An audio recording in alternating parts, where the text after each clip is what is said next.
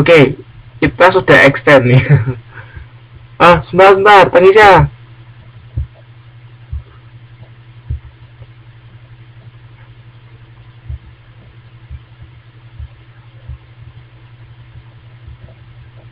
Waduh, ini mana nih? Gini aja lah. Kalau kalian ada pertanyaan, itu aja. Kalian nanti tanya. Nanti kalian tanya di langsung aja kirim Facebook ke saya ya. Ini saya jawabkan. Oke, saya lanjutkan aja dulu ke discussion saya selesaikan. Tapi saya yakin kalau diselesaikan pun pasti waktunya nggak cukup. Tapi nggak apa-apa. Oke, nggak apa-apa. Yuk lanjut. Conformance itu apa? Anda akan iya. Oke, ini sudah saya tambah kok. Ya, kita sudah extend kok. Oke.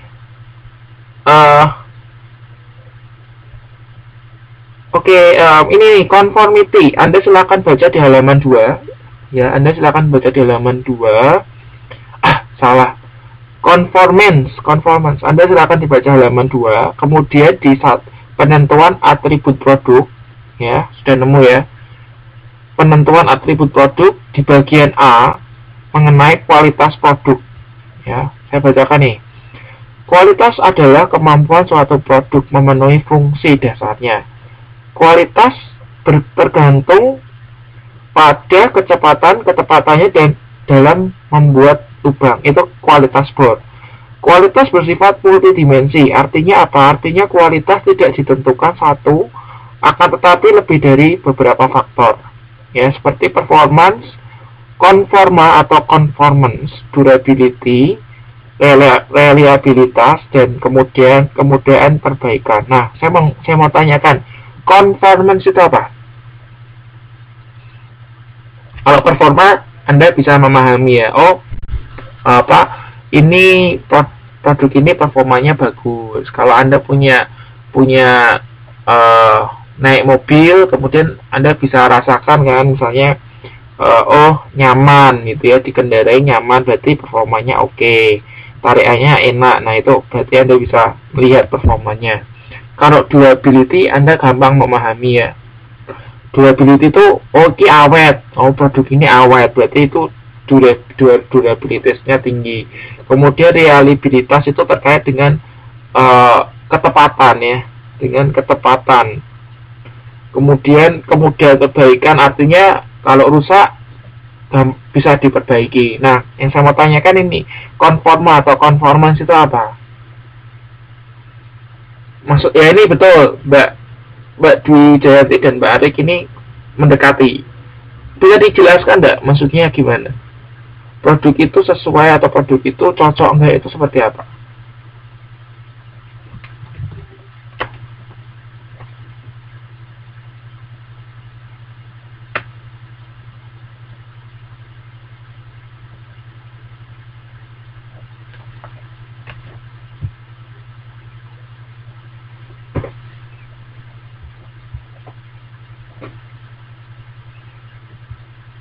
Ya, betul, sudah terjawab oleh Mbak Dwi Wijayanti. Jadi conformity itu artinya sesuai dengan standar yang ada ya. Misalnya ini tadi dicontohkan gitu ya, kalau kualitas bor gitu ya, berarti standarnya bor itu bisa untuk melubangi ya, membuat lubang, itu seperti itu ya. Conformance itu seperti itu, memenuhi standar ya. Oke, saya lanjutkan ya. Kemudian manfaat merek. Oke. Nah, baca lagi bagian bawahnya lagi, masih di halaman 2. Di strategi merek, bawahnya lagi, memberikan identitas nama, logo, simbol, warna, ataupun desain. Nah, kemudian itu saya lanjutkan ya membaca. Bagi pembeli, manfaat merek itu adalah menceritakan mutu, membantu perhatian, dan lain sebagainya. Nah, bagi penjual pun merek juga memberikan manfaat, antara lain memudahkan pengolahan pesanan dan penelusuran masalah-masalah yang timbul, memberikan perlindungan khusus atau ciri khusus, kemudian memungkinkan penarikan sekelompok pembeli, kemudian membantu penjual melakukan segmentasi pasar. Nah, yang saya mau tanyakan, Anda kasih contoh produk apa sih yang brandnya itu atau mereknya itu bisa memberikan manfaat kepada penjual. Anda bisa beri contoh nggak? Ini saya kasih contoh, misalnya ini yang keempat ya. Jadi brand itu bisa membantu penjual melakukan segmentasi pasar. Misalnya produk itu Citra. Nah, Citra itu kan, brand Citra itu kan bisa dipakai untuk mensegmentasi pasar, ya kan? Berarti kalau produk Citra itu untuk cewek, ya. Jadi segmentasinya berdasarkan jenis kelamin untuk cewek. Contoh lainnya lagi misalnya Clear for Men, ya, karena ada for men-nya, jadi bisa untuk digunakan untuk segmentasi pasar, ya. Oke, ada yang bisa kasih contoh lagi nggak? Ini, jadi manfaat brand atau manfaat merek untuk penjual. Jadi kan ada 4 ya, ada 4 manfaat bagi penjual. Anda bisa kasih satu produk, ya, kemudian produk ini punya manfaat bagi penjual seperti ini. Tadi saya contohkan Citra. Kalau Citra itu kan bisa membantu penjual melakukan segmentasi pasar. Jadi Citra itu untuk produk cewek gitu ya, karena namanya Citra. Ada lagi enggak? Oke, Lux, betul. Lux bisa juga segmentasi pasar. Ada lagi?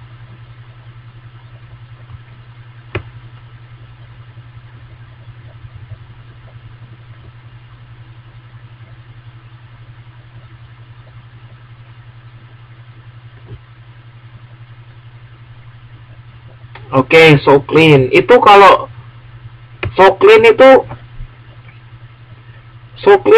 yang mana? Manfaat apa yang dia mau dia ambil itu? Manfaat yang mana?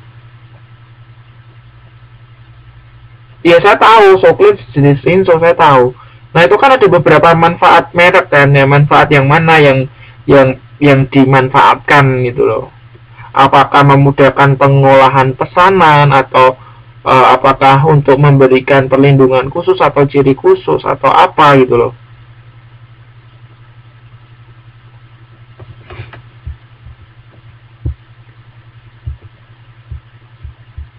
Oke, saya bantu ya. Kalau So Clean itu sebetulnya manfaat yang didapat itu memudahkan pengolahan pesan. Jadi ini bukan pesanan ya, pesan. Jadi So Clean itu kan So Clean, sangat bersih. Jadi pesan yang mau disampaikan produk ini adalah apa? Produk ini bisa membuat bersih gitu ya. Nah, seperti itu kurang lebih. Ngerti ya? Ya, oke. Saya lanjutkan nih.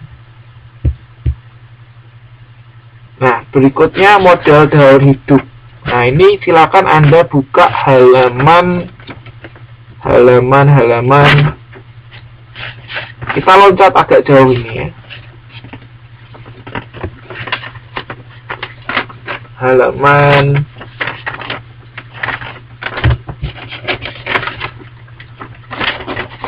halaman 7. Ya, silakan Anda buka halaman 7. Itu ada model daur hidup atau life cycle model ya, life cycle model ya itu. Anda bisa nggak menjelaskan itu ya. Jadi kan tadi sempat saya sampaikan bahwa produk itu juga ternyata mempunyai daur hidup. Tidak cuma manusia yang punya daur hidup, produk pun punya daur hidup. Yang pertama perkenalan gitu ya. Jadi produk ini dikenalkan. Kemudian pertumbuhan, produk ini mulai dikenal dan mulai bertumbuh gitu ya, banyak yang beli. Kemudian ada fase dewasa. Artinya produk ini sudah settle. Nah, ada juga pada masanya produk ini mengalami penurunan. Nah, kalau Anda perhatikan itu model daur hidup. Oke. Anda perhatikan itu ya. Itu kan ada Anda jelaskan itu maksudnya apa sih gitu ya. Perkenalan, kok kurva penjualannya seperti itu. Kemudian pada saat pertumbuhan itu kok seperti itu keuntungannya gitu ya. Ada yang bawa mic enggak ini? Kalau ada yang bawa mic, langsung ngomong aja daripada ngetik ya. Ada yang bawa mic enggak?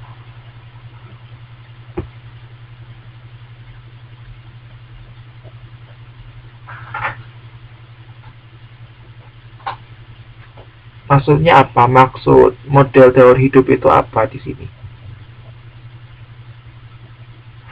Come on. Teman saya sudah mau tidur ini. Takut mengganggu.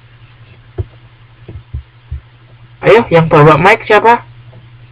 Kalau ada yang bawa mic, langsung ngomong saja daripada Anda mengetik.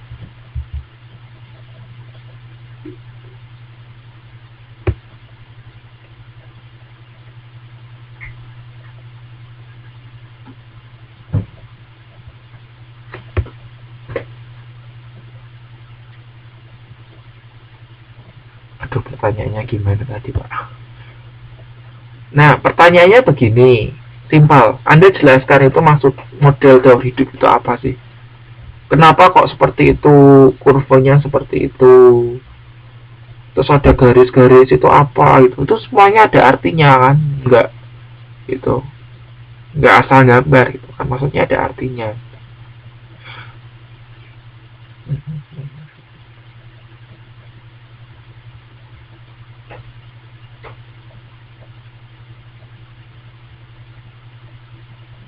Ya oke, Mbak Indriati sudah mulai menjawab ini ya. Betul. Tahap perkenalan penjualan masih lambat. Betul. Jadi itu ya masih di bawah ya, masih 0 itu, bahkan masih 0. Oke, terus. Pertumbuhan penjualan meningkat. Ya, semakin naik itu, betul. Terus. Kalau dewasa,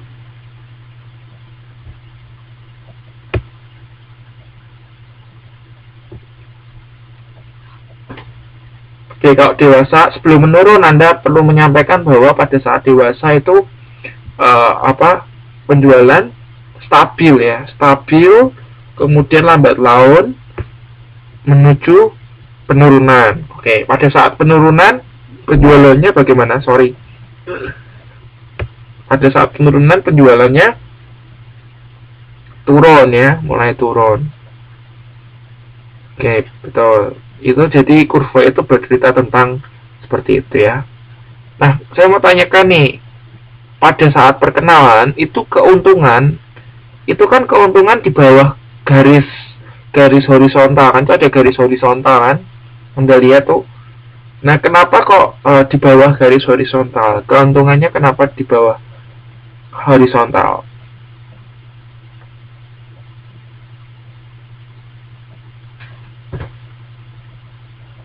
Apa yang terjadi? Kenapa kok? Maksudnya apa? Karena masih mencari pasaran, Pak. Jadi keuntungannya, ya betul. Mbak Dwi Wijayanti menambahkan. Ya betul. Jadi keuntungannya itu negatif karena dipakai untuk itu ya, untuk promosi. Sebenarnya tidak cuma promosi, untuk research juga ya. Dipakai untuk research dan lain sebagainya. Oke, Anda berarti sudah pintar. Kita lanjutkan nih.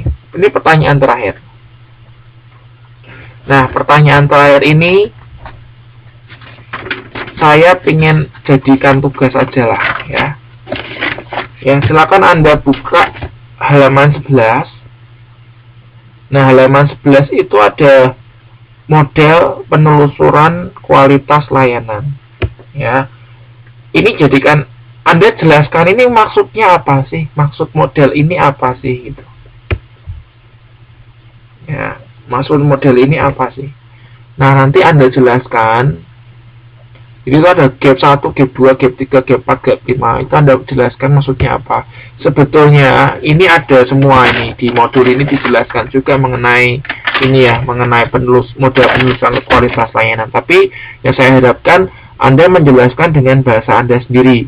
Ya, jangan Anda mengcopy paste. Pokoknya Anda boleh pakai itu sebagai referensi, Anda baca, Anda mengerti. Setelah itu Anda buat dengan kalimat Anda. Oh, ini model ini tuh artinya seperti ini. Anda ceritakan dengan bahasa